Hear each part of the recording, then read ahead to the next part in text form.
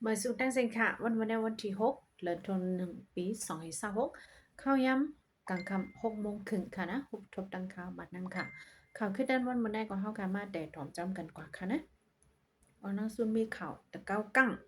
ตะกูกั้งนะคะออกมาลาดว่าวันที่5 เดือนธันวาคมอันป่นมาเมื่อวานเนี่ยเขาเต็มมักมันเป็นวันปกป้องขึ้นอ่ะเดี๋ยวแล้วว่าวันปกป้องขึ้นจึงเมืองเกากังเดี๋ยวแล้วว่าไหนคะเนาะย้อนปุ่มมันเป็นไผ่มานไว้ค่ะนะนาทีเกากังนาทีคึกตอนหมายหนึ่งเกากังในเอาตั้งเดี๋ยวแล้วว่าเงาเจเว้งเงาจึงลงเจเว้งหนึ่งอันยาวก็เอาตั้งเจตอน4 อันเฮก็ขวดพอเธอมันเป็นกว่านาทีคึกตอนหมายหนึ่ง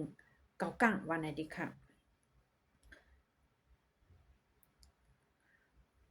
นาตีเกากั้งอันยามเป็นตีเขาอยู่เศร้ามาจะนั้นเขาขึ้นซิมเอาอะไรกว่าเสียงมุมมดในปี2024ในวันที่5 เดือนธันวาคมและจังไรมักมันว่าจันวาอยู่วัดไหนมันเป็นวันปกป้องขึ้นเจอจัดเกากั้งวันไหนเสได้มักมันให้ปืนเผามาในวันเมื่อวานในวันไหนดีค่ะในปังตึกอันเขาซิมไรขึ้นจะนั้นก็เดมีไผ่คอมชินซึกมันค่ะนะอันเป็นท้องว่าเดต้ากุกวยตีดะกุกเกเยสึฐานะโจตากาสะจันเจ้าซึกหลง6 เกาะในคณะโฮมป้าดังภูมิจัน2 ปากไป28 เกาะป้าดังลูกน้องปองปายเขาซึกหันโยโย่ตา2 เฮงเกาะเข้ามามอบอับยอมได้ว่าได้เอาเขาเลี้ยงยอมตังซุ่มปันเขาป้าดังมามอบอับปันเครื่องลังนาเครื่องกองเขาจะได้เห็นและจังเลยว่าในข้าวตั้ง14 ปีอันมีอยู่ในใจเว้งเล่าไก่อันเขาห้องว่าร้อยทั้งเมงอันว่าเนี่ยเพียวมากขึ้นในมือเก่ากลางวันนะคะอีกเนื้อลองนั่นเห็นก่อนจังไรมั่งมันเป็นวันที่5 เดือนธันวาคมในเป็นวันปกป้องขึ้นเจอจัดเก่ากลางกว่าวันไหนเดี๋ยวก็มีมาทางข่าว VOM โหในค่ะเว้งซื้ออันมีเนื้อตึงใจแก้งภูมิปูนพ่อนเขาปืนเผาให้ปลายออกนอกเว้งไปกว่าอยู่ที่รถเพไปเพชรซึกนั่นค่ะนะตีเป็นปังตึกอะไรอยู่รถเพตอนตาพี่น้องก้นเมืองให้อ่อนกันปลายออกแต่เอาวันที่6เมื่อไหนค่ะนะต่อถึงวันที่9 เดือนธันวาคมในข้าวทั้ง3 วันให้ไปออกเดี๋ยวเลยว่า4 วันค่ะเนาะข้าวตั้ง4 วันให้ไปออกมุ่มมดวันไหนดีค่ะนี่ก็รู้ดีสื่อข่าว VOM เต็มมาวันหนังไหนลิกอันปืนเผาออกมาได้ก็ปืนเผามาในวันที่5 เดือนธันวาคมป่นมาเมื่อวานในดีค่ะย่ำต่อเหลียวเนยตึงใจแกงในจังหนังคาเลยรู้อันเป็นพี่น้องเขาปังตึกก็ตีล่ำกันเว้งหนึ่งยาวเว้งหนึ่งย่ำต่อเหลียวก็ตีล่ำเข้ามาตั้งปารังเว้งซื้อในค่ะเนาะอันมันห้องว่าวุ้นตุ่มอยู่นั่นค่ะนะภายใต้เขาก็เฮาได้ห้องว่าเว้งซื้อในค่ะนะเป็นปีนตีพี่น้องไตแรงเขาอยู่เซาปังตึกในจำล่ำเข้ามาเอาแลภายภูมิปุพรเขาก็ไหลปืนเผาให้ก้นมึงอ่อนกันออกไปกว่าหาซ่ออยู่ตีรอดเพหังเผาหังมันตาข้าวตั้งไผเดี๋ยวแล้วว่าข้าวตั้ง3 วัน4 วันได้ไปออกมุดๆนั่นค่ะนะก้นเมืองกำพอก็อ่อนกันเดี๋ยวแล้วว่า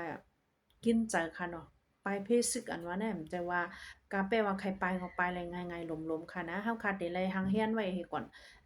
ดีกว่าอยู่กันแล้วดีกว่าอยู่ข้าวตั้งตากาหือตากินตาย่ำอีสังอีสิงเฮาจะเนี่ย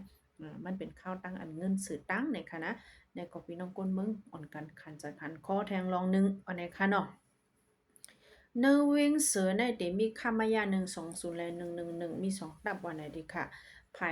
ลูกพื้นเขาปืนเผาออกมาดีมาเอ็นซิเมาตับอันนั้นนั่นแหละจังไรเฮา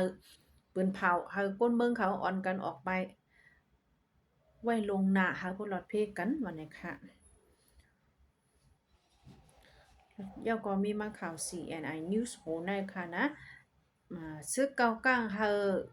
ตับปังเซาอันมีอยู่เนเกหมู่เจเลยน้ำพักกะตับปังเซาขังเดี๋ยวนะว่าถ้าญารู้แล้วเหตุถอนถอยออกกว่าปันวันไหนคะเนาะมีเนเกหมู่เจเลยน้ำพักกะวันไหนคะนะตับปังเซาซึกขังเขาก็อันมาเจอถอนถอยออกกว่ามาเฮ็ดให้ออกกว่าซ้ำเป็นจุ้มเกากังวันไหนคะเนาะ มีดีวันน้ำอุ่นว่าในค่ะนะลองตั้งมันได้ก็เป็นจึงหือจังหาในก็เฮาค่ะโหลไรฮาร์ดถ่อมด้วยเงินเงามันก่อนค่ะนะย้อนสังแลถึงดีไผเกาก้างบ่เลยมาเจอถอนถอยออกกว่าว่าในค่ะเนาะเป็นกว่าดินเนอร์วันน้ำอุ่น เมืองใต้ปอดของอันมีเนอเกเว้งหมู่เจเลยเว้งน้ำผักกาค่ะนะน้ำผักกาได้ก็ไปเจอเว้งค่ะเนาะปังเศร้าเกียอีกอันนั้นก็เลยยินมาว่าเมื่อแต่มันได้ก็แต่ดีกูควายโตกันเป็นสนเลยก็ค่ะนะลองตั้งมันเฮ็ดจึงหาต่อโพดเลยเจอตาปังเศร้าค้างถอนถอยออกได้ก่อนฮู้เนาะในก็เฮาข่าวโตและเปิ้ลถอมด้วยข่าวอันเฮามันเตียโตเห็นก่อนในข่าวตั้งซิมอ่าแต่ละว่าตึกซิมเวียงค่ะตีเต็งและพันล้านเนื้อใจเมืองแข้งข้าทั้ง2วันในก้วยไผ่ของไผ่ลูกพื้นเขายอบไหลตัวต้งซึกหันความเฉียนซึกมัน12เกาะวันนี้ค่ะปังตึกในเป็นกว่าเนื้อวันที่4และวันที่5ป่นมาเนี่ยค่ะนะเนื้อใจเวียงพลันดังใจเวียงตีเต็งอันมีเนื้อปอดตอนไผ่เนื้อใจเมืองแข้งเลยว่าหาวแห้งเนี่ยค่ะเนาะข้าทั้ง2วันภายความชิดซึ่งมันก็เจมมือไปเตะปังเลือกตั้งเขาผู้สูงไว้เอ็นแห้งก้นเขาโหปากมันไหนค่ะนะเยาก็ใจเมืองแข้งในก็ภายลูกพื้นเขาเลยปุ่นเผาเฮาก้นเมืองเขาให้อยู่ในเฮือนก้อยอย่าไปกวาดตั้งแล้วมันจังเป็นแล้วลองสู้โยงไงก็เป็นปังตึกแต่ว่านั่นขนาดนะในก็เป็นทางโหนึงค่ะเมื่อเร็วในอันปังตึกในเป็นโอล้อมขวาพะมดเราค่ะใจเมืองรักแข็งก็เป็นค่ะนะเมืองแข้งเป็นเมืองคางเป็นเมืองมันเนี่ยก็เป็นหลายตีหลายตั้งเนี่ยค่ะเนาะล้อมหัวเผาปกป่นเว้งเหลือกะเอ็นเติ้งใจแก้งเนี่ยก็พวกเขาเนิ่นนาดีไผปีเดียบเขาตรงหนึ่งเจิ้นก็เลยว่าใครว่าเป็นกุฏิเนี่ยก็มีข่าวลอยค่ะช่วยพิมพ์เยออกมาลาดว่านั่งยิ่งอ่อนอายุ16ปีเป็นเจ้าเคิดตาอ้างอันมาเฮ็ดไว้ฝังหมายฝังจีลุ่มลาวากะปริขันจีลุ่มปริกภายเฮ็ดออกเดี๋ยวว่าอันจัดทัดก้นเขาเมืองค่ะเนาะอันเฮ็ดออกไว้พังวันเปิ้นนั่นถูกญาติยอบกว่าเฮก็ถูกส่งตัวกว่าตกคอกตีโอโพท่องคอกขังโอโพอันมีที่เว้งหรือว่าในค่ะย่ำตัวเหลวไหลไม่เจอตาสากสายใจมันน้ำว่าในค่ะนะนางยิ่งอ่อนก้อนในนะคะเนาะตึกมีอายุ16ปีก้อยจื้อห้องว่าลุยอีเทนะคะเนาะเลยอีเทนะคะมาเฮ็ดมาผูกเตนมาเฮ็ดไม้ฟังตีลุ่มลาวากาติจอกแม่ว่านะคะเจอมือป่นมาโนเวมปาปี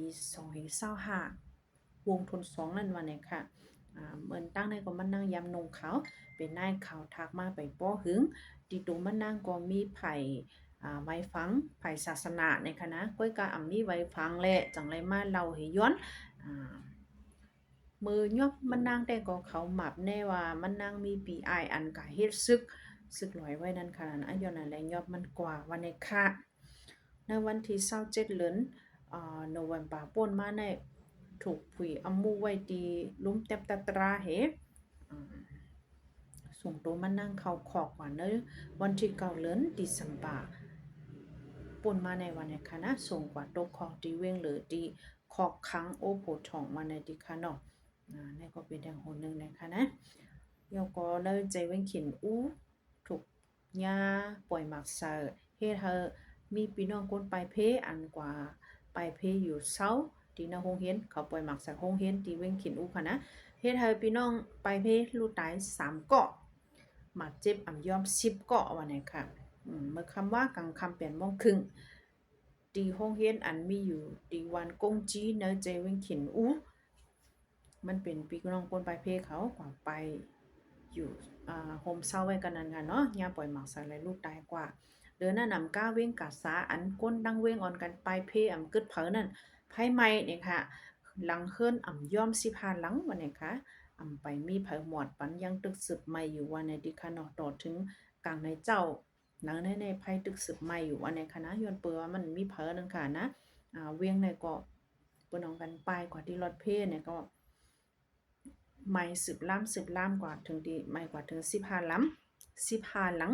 เป็นกว่าเนื้อปอก8เว้งกัดสาตึงเจแก้งวันไหนค่ะข่าวในก็สัมโปมีอันลีใจคอบ่มดีค่ะเนาะอ่านเย่าอันก่อนเนาะเว้งกัดสาในโฮมาปังตึกเย็นกว่าอันนี้แต่ก็เอาตรงมาปล่อยว่าหมักมาปล่อยจะเนี่ยก็ยังตึกสืบมีอยู่วันไหนดิคะในก็ข้าวยำค่ะติดเตรียมยาวเฮาค่ะจะคอยมาพบทบกันแทงค่ะนะยอดสู้ปันพี่น้องเขาอยู่ลิกินวันก็ยิงแคบ3มังมิลลิเป็นรถเพชรกันกุติกุดัง